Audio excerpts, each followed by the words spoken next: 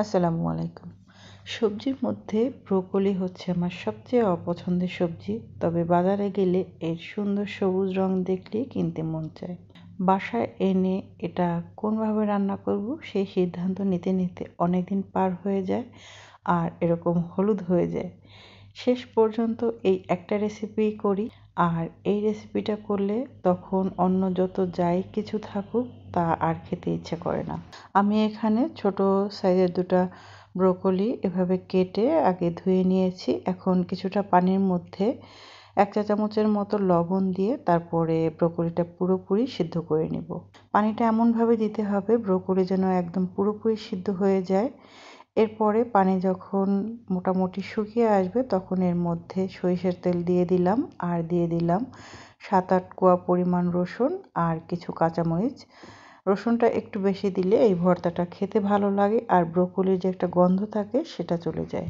রসুন যখন প্রায় অর্ধেক সিদ্ধ হয়ে আসবে তখন হচ্ছে এর মধ্যে আমি 4-5টা চিংড়ি মাছ দিয়ে দিলাম।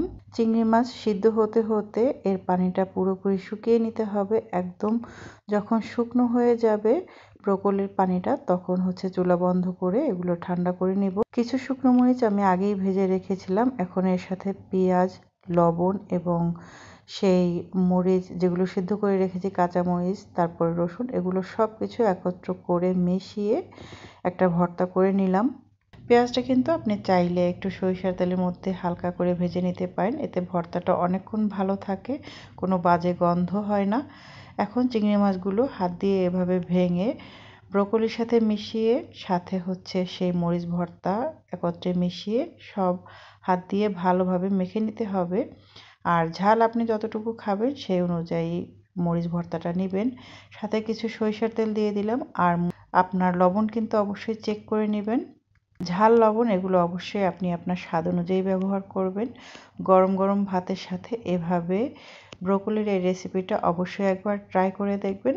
আর এই রেসিপি আপনার কাছে কেমন লাগলো জানাতে কিন্তু ভুলবেন না। আজ তাহলে এখানেই বিদায় নিচ্ছি। সবাই ভালো থাকবেন, সুস্থ থাকবেন। আল্লাহ হাফেজ।